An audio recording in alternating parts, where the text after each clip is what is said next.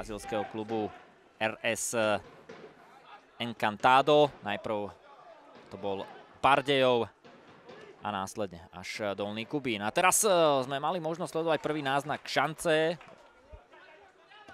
Vion ako nasadený ligista začínal až v druhom kole, ale teraz Vion to teraz bude skúšať po pravej strane, ale Holub už navádza loptu do stredu. Filip Balaj môže otvoriť skóre. Sledujeme nepríjemnosti pred bránou hostí. Zlatým Moravciam patria tieto momenty a je to 1-0. 8. minúta.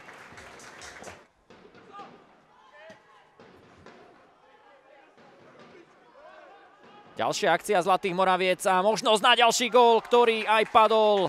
Filip Balaj priťukol loptu Samuelovi Sulovi. 2-0. Prihrávka na Holpa, ten ešte loptu dokázal udržať v hre, aj keď sa už zdalo, že tá situácia je stratená. Holub.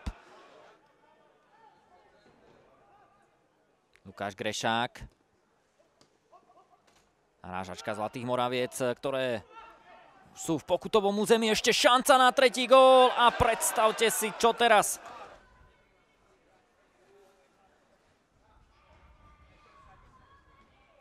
Košťalov center prešiel až pred zakončujúceho hráča.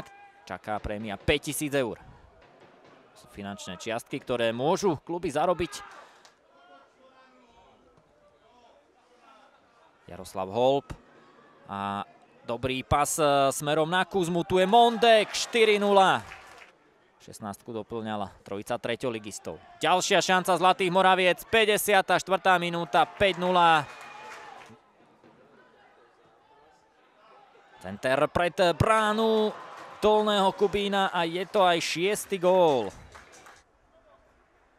A Dolný Kubín to teraz bude skúšať. Po ľavej strane lopta sa dostala už do pokutového územia. Nabiehal si na ňu Samuel Farský a lopta napokon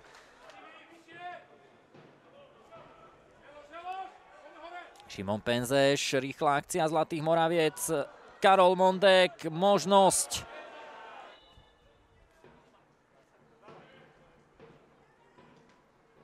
Košťal posunul loptu na Penzeša, ktorý našiel hlavou perfektne Mateja Helebranta.